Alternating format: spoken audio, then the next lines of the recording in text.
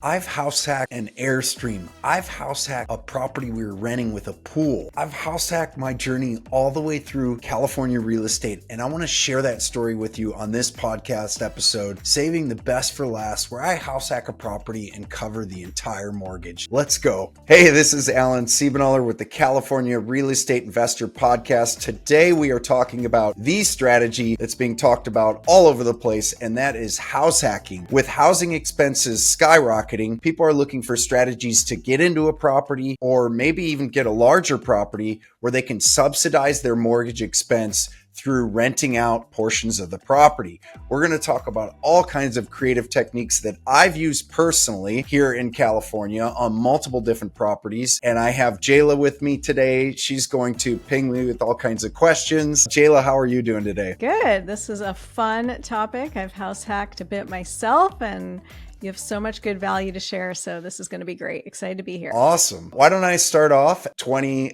something years ago, I was a young married person trying to figure out housing in Pasadena, California. And Pasadena is in the foothills of Los Angeles, if you're not familiar with it. And we found a property where it had a single family house in the front, 2-bedroom, 2-bath, which was perfect. Young married couple, no kids yet. And it had a little guest house in the back, like a 1920s cottage. And what we figured out is that if we rented out that guest house, we could cover, it was about a third of our mortgage. And so that was pretty exciting. That made it much more affordable. It brought our mortgage payment down to about what rent would have been anyways. And so we didn't have enough money for a down payment. However, on the house, we had some money saved. So what we did is we pulled in a partner and we bought the property together and said, hey, how about for us, it was just a simple, let's do a 50-50. You bring in 50% of the down payment. We'll bring in 50%. We'll split the equity when we sell someday, sort of thing. It worked for them, worked for us. And then when we rented out that studio, there was a garage at the back as well, which was completely run down. And it was weird. There was like no alley back there. So it was very difficult to even get a car back there. It was like this, felt like a barn, but it was a garage at the back of the property. We put our eyes on that next, and we built a brand new garage with permits.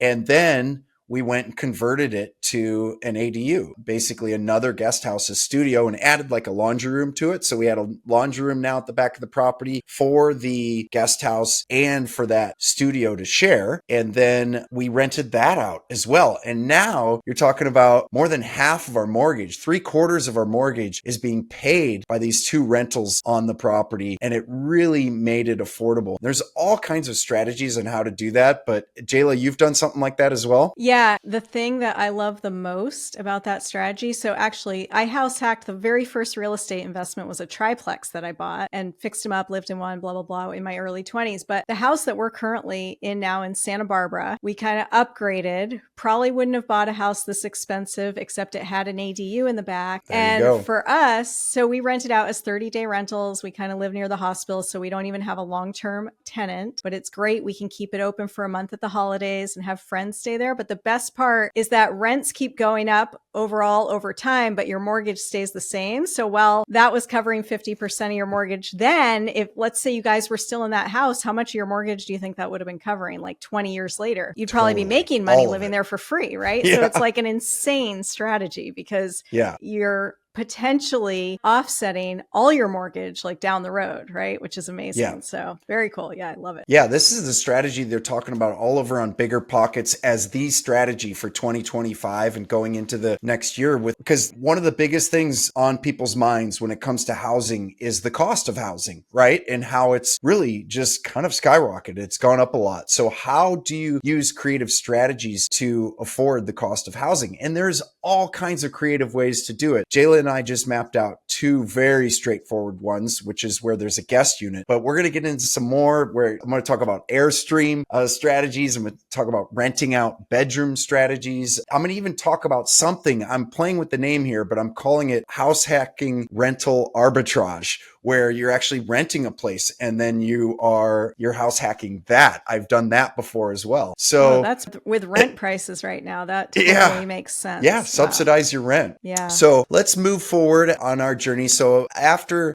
Pasadena, we moved here to beautiful Santa Barbara. And while in Santa Barbara, when we initially landed here, we were renting a place and trying to get a lay of the land and couldn't afford to buy at the time we moved in. It just wouldn't have worked. And so with the place that we rented, I noticed that there was a studio attached to the house, and it had a door that attached it to the house. So there was a doorway into the house through the studio, and it also had its own front door. So I just was thinking, oh man, that's just a rental component. And the house was a little bit above our budget. At the time, it was about $4,000 to rent the house, but it was so cool because it had a pool and it was just an amazing property. And I thought, well, wait a minute. If I rent out that studio, even for just $1,000 a month, all of a sudden my rent's dropping down to $3,000. And then I thought, well, if I furnish that studio and rent it out on Airbnb, then my gosh, I could be pulling in $3,000 a month. And now I'm getting a $4,000 house where my contribution is $1,000 a month. And so that's essentially what we did. And so we had a $4,000 house. We had $3,000 a month income coming in on. It was a rental property. And then we were able to take that $3,000 we were saving. And this is a little bit of a personal finance hack, if you can do, and actually set up a direct transfer every month, like we were paying it as rent, into a savings account that we could then create into an investment account into another property in the future. So now I've got $3,000 a month going into a savings account, $36,000 a year that I'm setting aside for that money, rather than just like kind of collecting it and blowing it, just being disciplined enough to just set up that auto transfer every month when rent's due. And all of a sudden we started saving. And I guess I'm calling that a rental, house hacking arbitrage, because the arbitrage is obviously that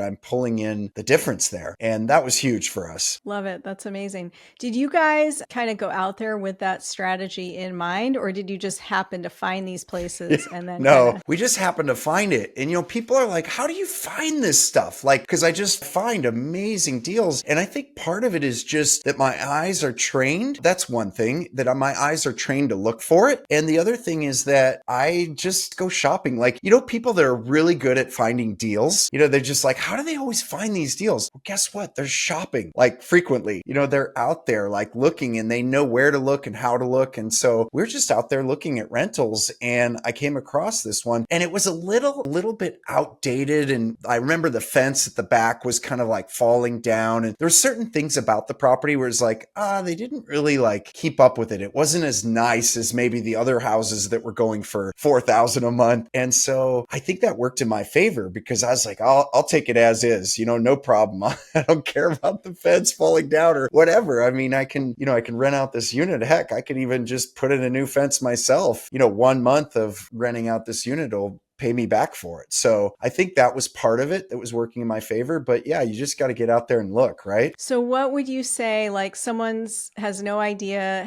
hasn't thought about doing this before, they don't have an eye for it yet. What would you suggest they do to develop that, so that when they do spot one or they can find one, like what strategies do you recommend people use to try to find one if they're not used to looking for this kind of thing? Yeah. Well, I recommend looking through that creative lens, basically the creative lens of thinking what on this property could be an income component, and realizing that there could be all kinds of components to it. We'll unpack a few more. I'm going to save the best one for last, which is the one here in Santa Barbara with the Airstream. Even just part of it will depend on the season of life you're in as well. Like, I'll give you another example. And this was when I was traveling for business, for real estate. And I traveled into Michigan, Detroit, Michigan. And we were buying properties at the time off of banks in Detroit. And I wanted to just stay somewhere for cheap. Like, I used to play this game to see how cheap I could travel. I was just traveling solo, so I just didn't care. So I'd do all these different websites to find deals. And then I got on Airbnb and I found a bedroom for rent. And this guy was renting bedrooms in this house for, I think I paid $20 a night. And then there was, I think, a cleaning fee at the end of my stay, but it had great reviews. You know, I'm not just going to go into some slum house or whatever. I looked at the reviews and everything cleared out. It looked good. Location was decent. And so when I went to check in, you know, I'm given a code to get in the front door. I go in the front door. There's a whole welcome thing. It says in the kitchen, this is where the coffee is. This is where the tea is. Everything's neat. You know, there's basically said these are common areas shared with the other rooms. And then I went to my bedroom. My bedroom had a code and I put in the code and I was able to check in to my bedroom and everything was so organized. And what I realized is the person that owned this house was living in the main suite of the house and renting out. It was a 4-bedroom house and they were renting out the 3 bedrooms. And I guarantee you they were making way more than what their mortgage and property taxes were on that house by renting out these 3 bedrooms. And they had their own private space. Now, I think at this point, we can also talk about what are some of the downsides to this strategy, right? And you may have some experiences as well, but I think it's going to involve people, right? And it's going to involve people sharing your property. The upside in that situation, which is a pretty extreme situation where you're like literally in one part of the house and you're renting out all the rest of the house to essentially strangers through a platform like Airbnb or something like that. Generally speaking, because of the way the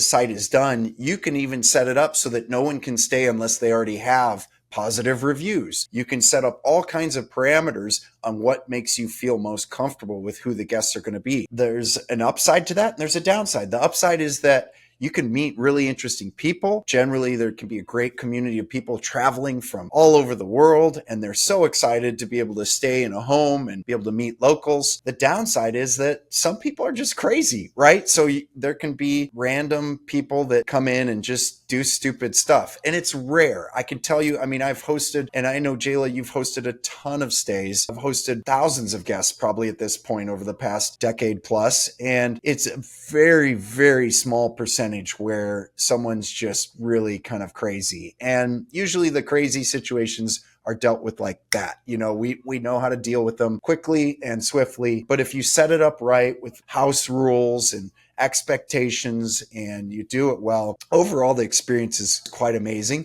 But it does involve sharing your property with others, which for some people, that's a no-go. Like right there, it's like, that's not going to happen. For others who are wanting to build that future wealth and take a bit of a sacrifice right now, it's huge. It's a game changer. Yeah, I think, like you said, depends on where you're at in life too. The place we're at right now, though, the ADU, we have neighbors closer than this ADU, right? And we just had people there for 2 months, 2 doctors were renting it. I only ran into them like 3 times. So you can find places where it's not invasive, you know, or doesn't feel invasive. Yeah. And I'm with you. I would say it's like barely even 1 out of 100 guests are really the crazy, crazy ones. Right. And I think people get worried about, you know, oh, then you have to go through the eviction process. What I've done that has worked several times is cash for keys. Typically people who are fall into the crazy zone like that, you know, hey, if you're out tonight, I'll give you X amount of money in cash to be gone. And it has worked. I don't know. There's ways, like you said, to, you know, not deal or to make it as painless as possible. But for people who are open to it, it is such a great way to either like live in the area that not sacrifice where you live. So if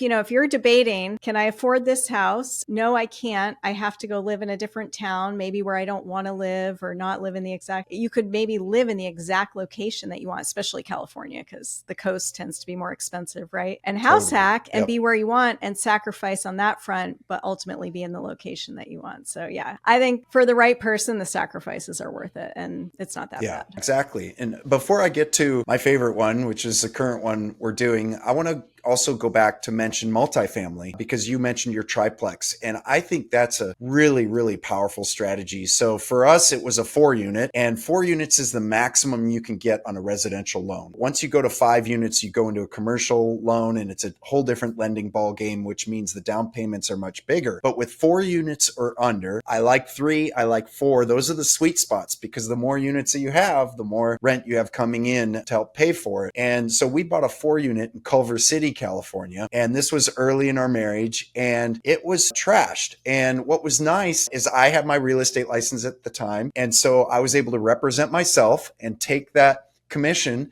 and put it in some of our expenses on renovating this 4-unit. And we lived in one of the units, which gives you really good financing. You can get a lower down payment. Sometimes you can get an FHA payment, like 5% down. There's VA loans where you can, I think, do 0 down. I have another podcast that I did. Check it out with James in San Diego. He did a VA loan on a 4-unit, and he actually walked away with money in his pocket after he closed because he had a credit negotiated and everything. And so there's all kinds of creative strategies to get into a multi-unit property. And that is just a classic house hack where you're going to live in one of the units and then you're going to, just continue to increase the desirability, increase the rent on that property. And then you can eventually move out, leave that financing in place, have the whole thing paying for itself and cash flowing, and then move to your next one. And maybe you're again moving to another house hack, and people can continually to upgrade and build up and build a portfolio that way. And again, it's a very, very effective strategy when housing seems expensive. Yeah. Agree. Quick question on the financing side. So let's say it is a triplex or a fourplex, because I agree. Like if I was in my 20s or, early 30s or whatever, I guess age doesn't matter. But if I hadn't bought a primary residence yet, right?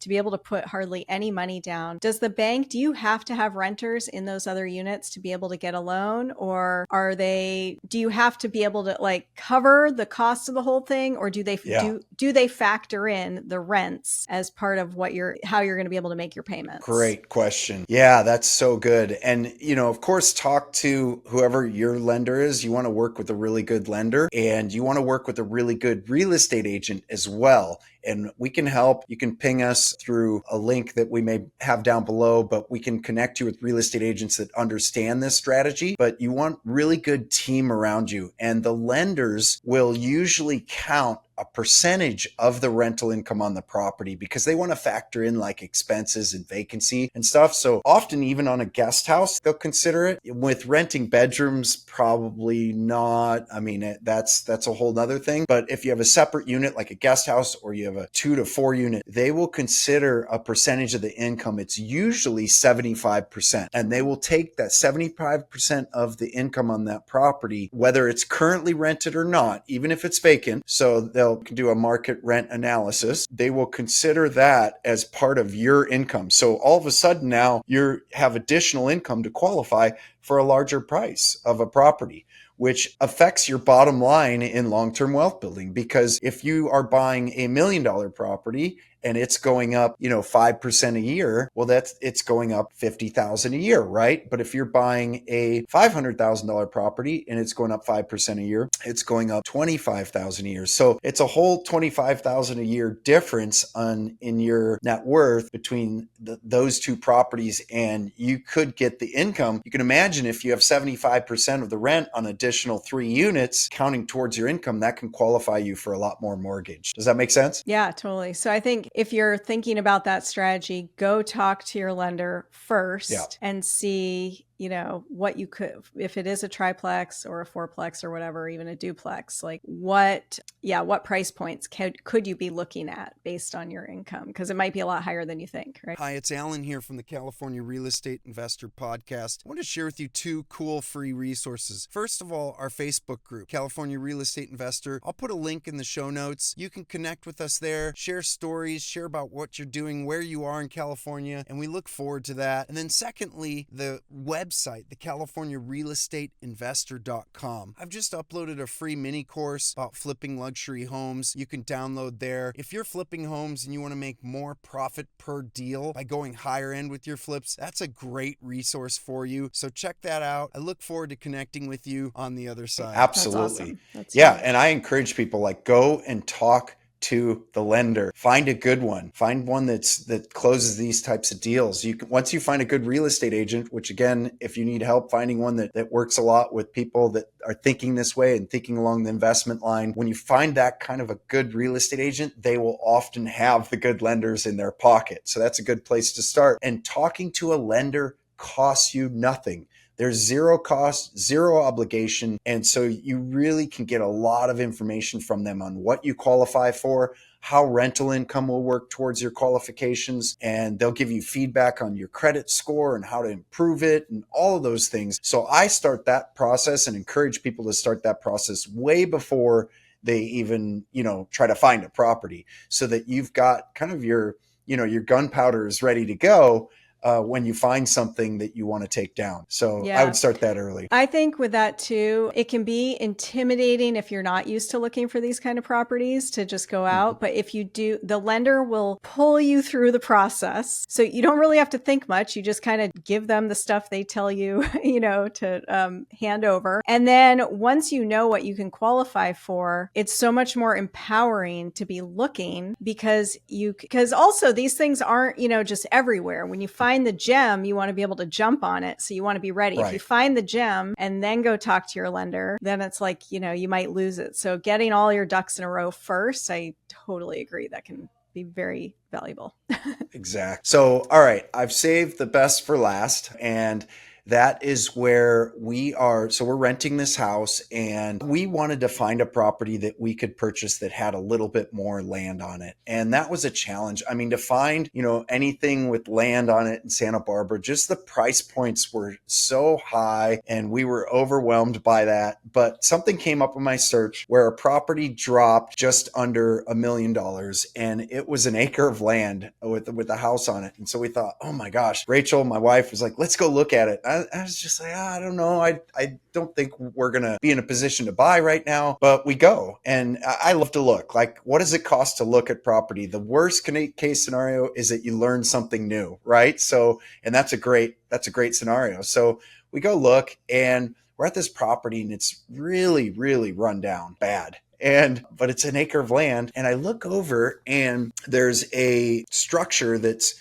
like basically a workshop with a little bathroom. It's built out on the inside like a workshop. And I'm thinking, that's a guest house right there. I was like, that's interesting. And then I go over to another part of the property, and there's this little like kind of studio structure, almost like a shed, but a really nice shed, with windows, and someone was sleeping in there, and it looked like they had it rented out. And so I thought, well, there's another rental component. And I'm like, oh man. So I started running the numbers, and I thought, well, if we rent the guest house and then we rent a studio, I'm like, I'll be paying less than half of what I'm paying in rent to live in a property. And things came together. We started working on this, and we still had the property in Pasadena that was all rented out now. So the one in Pasadena I mentioned had that guest house, and then it had the garage that we converted, and now the main house was rented out. So that thing was cash flowing because we had 3 rental components all on that property. And we were looking and thinking, you know what? We could probably sell that property and make this one work, and it would be an upgrade, like to move onto this property on an acre in Santa Barbara, beautiful along a creek. And so that's what we did, but we didn't quite have the time to do it. I negotiated seller financing, which is a whole nother topic we've talked about in other episodes, but we negotiated seller financing because the guy was 85 years old. So I thought, hey, and I knew he owned it free and clear. I'm like, would you entertain a nice down payment and just you become the bank? You can collect the interest. And he said, I'm interested. So we negotiated seller financing. We pulled in some short-term money from an investor to cover us until we sold the place in Pasadena. So that's where our down payment came from. So essentially a zero down deal for us that was seller financing. Super sweet. Like everything was just coming together. And then we closed on it. We were able to sell the property in Pasadena, bring that money in, pay off that investor that helped with the down payment, and then started work immediately on that guest house because what we wanted, we couldn't live in the property. It wasn't livable. So we were still renting. So we wanted to immediately get the guest house into really nice shape so that we could rent that out and start subsidizing that mortgage payment as quick as humanly possible. And then all kinds of hell broke loose. We had a hurricane hit a multifamily in Texas, and all kinds of things went wrong after everything went right. So of course, life isn't perfect, but that was what really helped us, is that we were able to get that guest house up and going. And then we moved to the studio and got that rented. And then we started renovating the main house so that we could move in. Wow, that is so amazing. That makes me think of something because kind of your focus is California. If you were to, like, because a lot of these gems do need a lot of work, right? Yeah. And if you were to buy one and you're to get a construction loan for a renovation, Yeah. and you were to build in like a junior ADU or something that can be rented, Yeah. will they factor in future rent at all? Do you know? Or like, I guess you can factor it in yourself, like get the renovation you want, add some sort of rentable space, and that will pay, the future payment for your renovation or something like that. But I don't know. I'm just thinking through because a lot in California, a lot of these properties, they're older, the ones that are kind of at the price point, that especially entry level people are purchasing,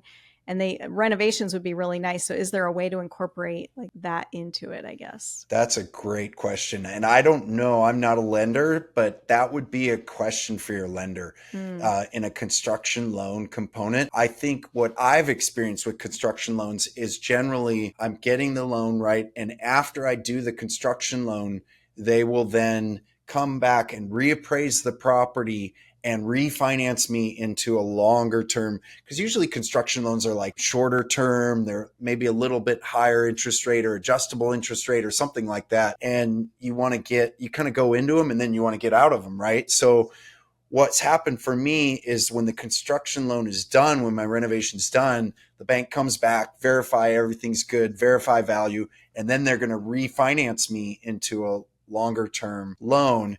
And that's where, at that point I'm golden, because then I've got the rental component and they will calculate it then, right? Because it's done.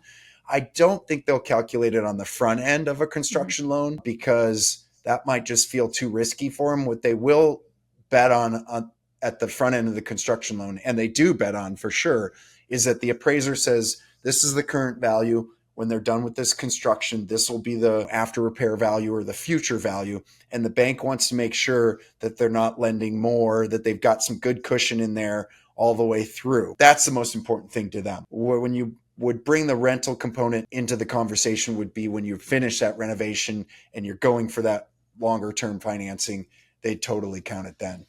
Got it. So it could help with your interest rate even and that kind of stuff too. Yeah. And like you said, it's just offsetting your mortgage cost for the long term. So big time. And so then just taking you a little further on this journey, then what we did is what kickstarted this thought is all my kids, I have 3 boys, and they started needing like braces. And for every parent, when you have multiple kids and braces come into the conversation, it is such a money conversation because it's just so expensive. And so I just started thinking, how can I pay for this? And how could I get it so that I have another stream of income or just like, to afford this? And I just started thinking, through the lens of real estate, and I realized there was some land at the back that was just unused. And I thought, you know what, we could just pull an Airstream onto the property, build a little deck there, make it nice. It's facing the woods. It's beautiful back there, and rent that out. And so I found an Airstream that it's called the Bambi. It's like a really small Airstream that we could easily fit back there. It's like 16 feet long, and we built this beautiful deck off of it. And now I'm working on putting in an outdoor shower. It has a shower on the inside, but it's kind of small and cramped. So I want to do a cool outdoor shower. And we financed it through, I put down a down payment, and then the place that we bought it through was offering financing. But I had one of my investors just come in and finance like 80% of it. And I gave them an 8% return. So they were happy. They're making 8%. Wasn't a massive payment. At the end of the day, it was like a $60,000 Airstream. And my payments, I think, came out to like, let's say $800 a month. But that's with a 5-year loan. I was paying it down aggressively. I just wanted a 5-year loan, and I knew I could rent it for more than that. So say my payments were $800 a month. I increased my payment. I said, you know what? I'm going to be able to rent this thing, no problem. I'm going to just pay you $1,000 a month to pay this off aggressively. And we put it up on Airbnb. It just went like hotcakes because it's lower cost than a hotel for someone. So when it's budget friendly. And we're talking about a hotel that's kind of like, not very exciting. So it's lower cost than the very unexciting hotels. And then someone's getting an experience, which people are after on Airbnb. They want to experience something cool and unique and that they haven't experienced before. So it had all these things going for it, and it just rented like hotcakes. And so now I've got 3 rental components. I've got Airstream, the guest house, and that studio on our property. And now guess what? My mortgage is covered 100% by Househacking on this property, which was on an acre in Santa Barbara that I thought I could never afford. Now the payment is covered for me. And what's cool about that is we're not even factoring in the fact that I'm not paying out the money to cover the mortgage. So that money that I would be normally paying out, again, if I'm disciplined, I'm setting up a transfer to put that money into an account, because normally anywhere I would be living, I would be paying a certain amount of rent or mortgage a month. So let's say that amount is $4,000 or $5,000 here, in the expensive part of the country that we live in. I am transferring that money into an account to set aside now anywhere from $50,000 to $60,000 a year to move into what's next. What is the next investment? And that is just an incredible, again, not only wealth building strategy, but how to come at the high housing costs, how to make life just affordable. And remember, I'm in a season of life where I have a family. I have 3 kids. And so I'm sharing this space, but no one's in my space. There's people on this acre, and we are managing a kind of bed and breakfast of sorts. Well, there's no breakfast, but we're managing, people to stay. And then, it's just been quite an amazing experience to be able to do that. That's incredible. And your kids have straight teeth. Yeah. And my kids have braces. Yeah, my kids have braces, and someone else paid for them. Yeah, that's amazing. I just had a thought too of like a lot of people who are retiring. I'm thinking of my parents and their friends, and they have these big homes that they've outgrown and they're not really sure what to do. Like even looking at a renovation to separate off a part of their home where it could, even if their home's paid off, like they could be getting a whole income for not really using, half their house that they don't use anymore or something like that. I don't know. I was just thinking like your kids will also have a place to crash when they come home from college in the Airstream. Totally. They'll be stoked, So there's so many creative options. I love that one. That's so cool. Totally. And let's talk about, since we're on the topic of short-term stays and we've talked a bit about that, let's talk about regulations with that, because that's a nationwide thing right now, especially here in California, where there's just a lot of regulations coming down the pipeline and saying you can't do this, you can't do short-term stays.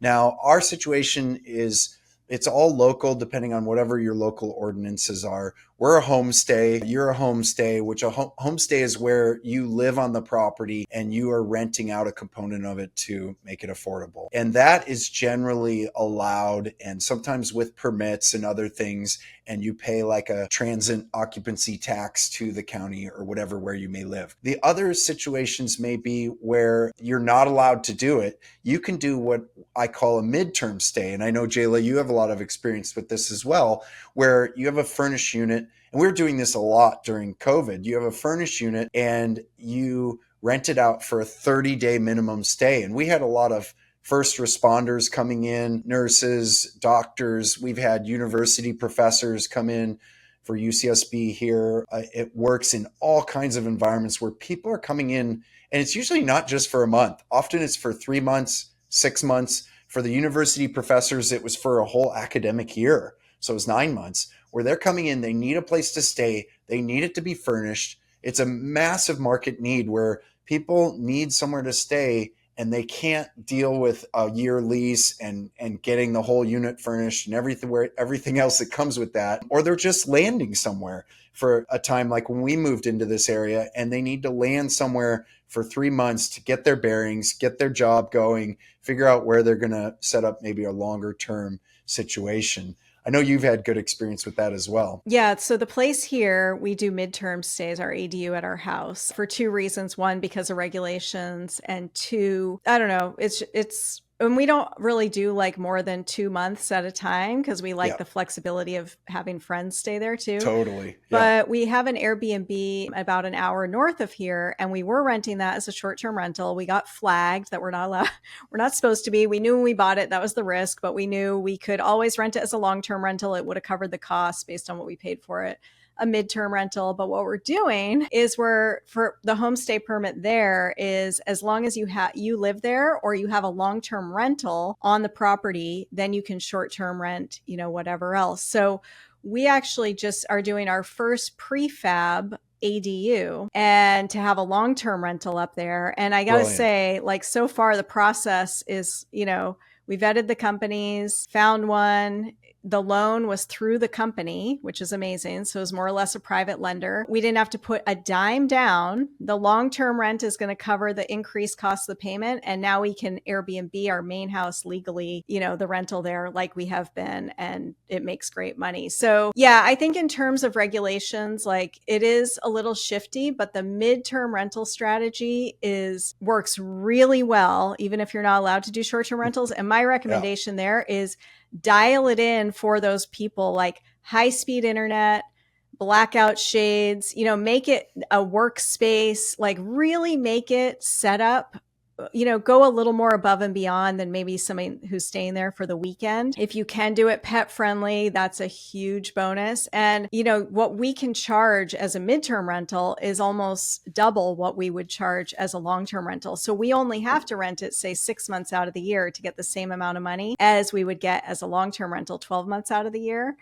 And your property stays up to date because you can get in there and clean it and update it, versus a long-term renter, you're kind of hands off for however long. So I love the midterm rental strategy. It's legal pretty much everywhere. And it just adds a lot of flexibility. One more note there. I think Furnished Finder is a great listing site if you're trying to rent for midterm rentals, because you get a lot of traveling nurses and people looking for those extended stays. And I think it's only $150 a year to post on there. And they don't even take a percentage of your bookings. So it's a great platform to use. Yeah. So good. All right. We're going to do another episode in the future of how that goes with your prefab and the ADU. That's exciting. I want to unpack that. So we'll do that in the future. And yeah, I love this strategy. I think it's brilliant for the season that we're in and how the housing season that we're in across the country, literally, but especially here in California for people dealing with the high costs of living. I think this strategy can be very, very effective. Jayla, I want to thank you for being on here with me. Tell us, I know you're doing this amazing podcast. Can you tell us how people can hear more about you and your podcast? Yeah, my podcast, outside of real estate, which I should have stuck with since my early 20s. I had a wine company for 10 years and went through crazy fundraising, experience. And I believe in giving back to early stage entrepreneurs. So my podcast is called Seed Money. And it's all for people who are, think they might need to raise money for their startup, but really aren't sure where to start. And the whole VC thing is intimidating, and basically just all the ins and outs of how to wrap your brain around getting ready to start raising money for your company. So it's a lot of fun. I love doing it. Seedmoneypodcast.com, or you can just search Seed Money on any of the podcast channels. It's fun. But I love talking real estate. This stuff's so fun. So thank you for having me on.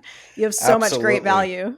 Absolutely. So much Looking knowledge. forward to connecting with you again on everything you're doing. And thanks for joining us. Awesome. Thank you, Alan. Hey, thanks for listening to the California Real Estate Investor Podcast. We'd love a review on whatever podcast platform you listen to this on. Also, visit us at thecaliforniarealestateinvestor.com or our Facebook group, The California Real Estate Investor. We look forward to connecting with you and encouraging you on your real estate investing journey.